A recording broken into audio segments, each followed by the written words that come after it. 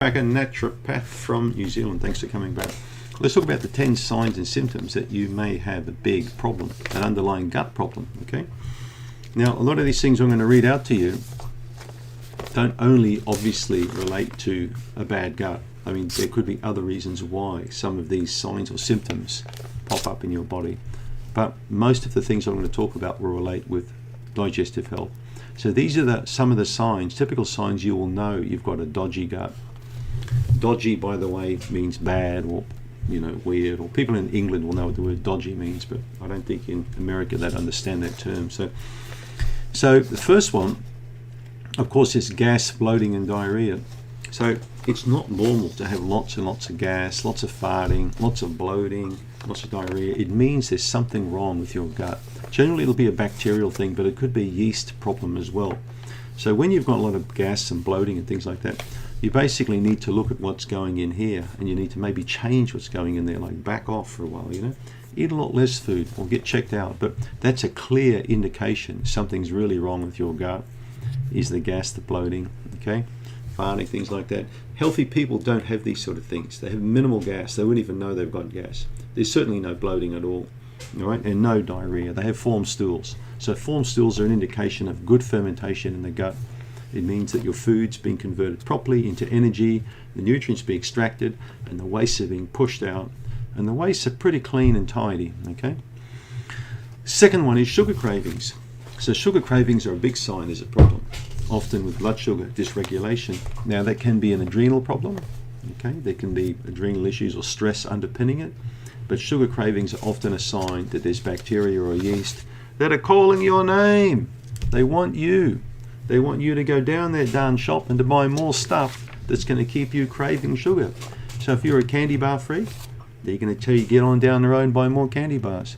Like if you're a Dunkin' Donuts girl, help me, help me.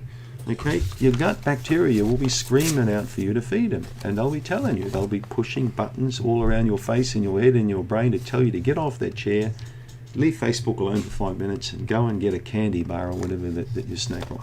So when you crave sugar, okay, I've never heard of people craving sauerkraut, right? Or craving kimchi or craving apple cider vinegar. They always crave sugar, right? So a good way to stop the craving is to eat a little bit of sour food, okay? Because that's going to slap those bad bacteria in the face, all right? They're not too keen on sauerkraut, all right? So the sugar cravings are a sign something's wrong. We haven't got time on this video to go into explaining the different types of sugar cravings, but there are many types of sugar cravings. This particular type you'll find a person will have when they've got a major adrenal problem. But I'm going to talk about adrenal issues way more later on in the year or next year. We're going to make a lot of videos on thyroid and adrenal down the track. Third one is stinky breath, bad breath. You ever talk to someone and you go, oh man, get out of my face? Halitosis. Like, I've known people have halitosis so bad it just about cracks glass, okay? You can imagine in my kind of business. So there's nothing worse than standing near someone, especially in an elevator or in an Uber or something, and they got really bad breath. I mean, you can only move your head away so far, right, before it becomes pretty obvious. It's bad. It's generally, okay, gum health. In many cases, halitosis, another word for bad breath, will be bad type of bacteria around your gums and teeth, creating that kind of problem. Okay, periodontal disease basically. So I cannot urge people enough to get dental hygiene visits, to keep getting your mouth checked out. It's a really important thing to do, is to get those gum bacteria good. But hey, bad breath can also be from low stomach acid, okay, also small intestine dysfunction. So there can be multiple reasons why you can have bad breath. But if you've got bad breath, the first thing you do is get on down to the dental hygienist and find out if it's your mouth or not. If it ain't your mouth, it's likely your stomach, okay? Especially if you burp or bloat or have a lot of major upper issues, the GI issues with the bad breath. It could be hypochlorhydria or low stomach acid. So get checked out.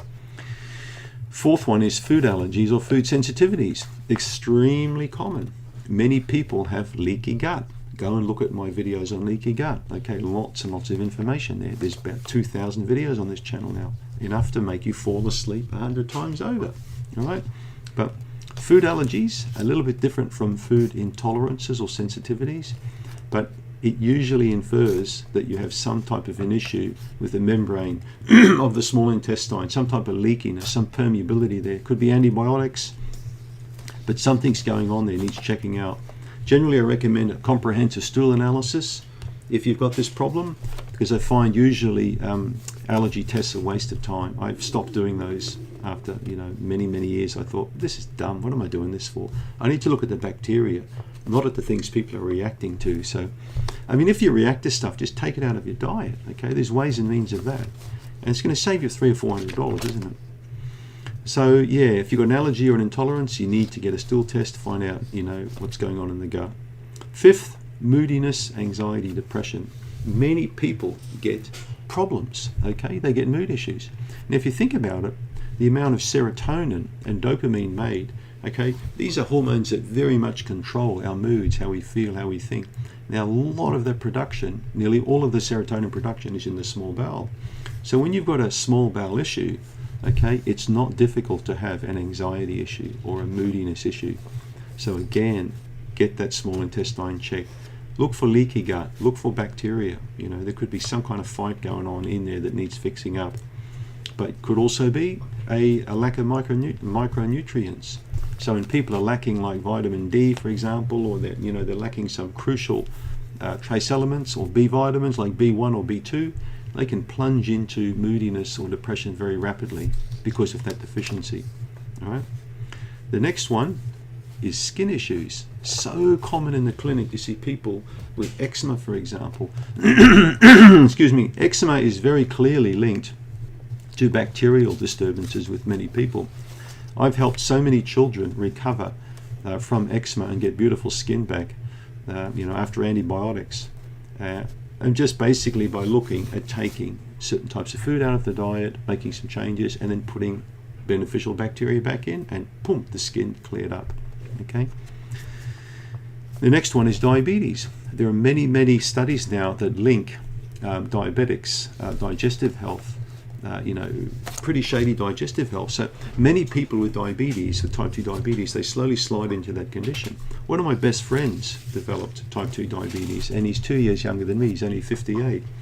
But unfortunately, he likes to drink way too much alcohol, and he likes to eat way too much junk food and not eat enough fruit and vegetables. And unfortunately, this poor guy now is got diabetes. So he didn't need to go down that route. We kept talking about this for years. I kept encouraging him to eat more fruit and more vegetables, but it's just not something he wanted to do. So it's pretty sad. But studies definitely link very poor gut bacteria in many cases to increasing your odds of getting diabetes. Okay? There's a Russian study that was conducted not that long ago, and they certainly showed that nearly all type 2 diabetics have got very poor digestive health, and it's generally never corrected. The next one, number 8, would be fatigue. I very commonly see fatigue in people, and it's also often a sign of very poor digestive health. Okay, and when we talk about fatigue, we often talk about sugar cravings, we talk about gas and bloating, a lot of other things come into it. Many people with fatigue have got lots of gut issues, you'll find if you ask them. All right? Number 9 is autoimmune. Now, I've spoken many times about autoimmune disease on this channel again. Autoimmune disease is now clearly linked to dysbiosis, okay, to bad bacteria in so many cases. It's never ever explored or checked out by the medical profession, unfortunately, because they say there's no known cause. No known cause. I mean, imagine that. You turn up there at court, for example, one day, and your son got killed in a car crash, and then the judge says, sorry mate, we didn't know what caused it. There was no known cause. Your son died, yeah, okay, big deal. People die every day, but it's just another crash, We don't know who caused it. No one to blame. Go home, don't worry about it. That's a bit like what happens with people with autoimmune disease. Nothing's ever really investigated properly to determine the cause. But if you look back in medical history in the books, you'll see it right there, okay? In the 1920s, 1930s, they talked about bacteria linking to autoimmune disease. They knew, okay? And the last one is weight issues. Now, we've done many videos also on weight and inability to gain weight or lose weight because of poor bacteria. So, Well, so far we've covered in this video, we've talked about mental issues, emotional issues, digestive issues, physical issues. Many issues occur regarding a digestive system that's in very poor or imbalanced position. So when the balance comes back, the good bacteria come up again, the absorption's improved, the enzymes work efficiently, the inflammation levels are down. Okay, great health benefits are conferred to that human being. Think about it. With a poor digestive health, is no different from an automobile having a very poor mechanical health. It's not really going to go very far, is it? Or deliver what they call a good user experience. Thanks for tuning in.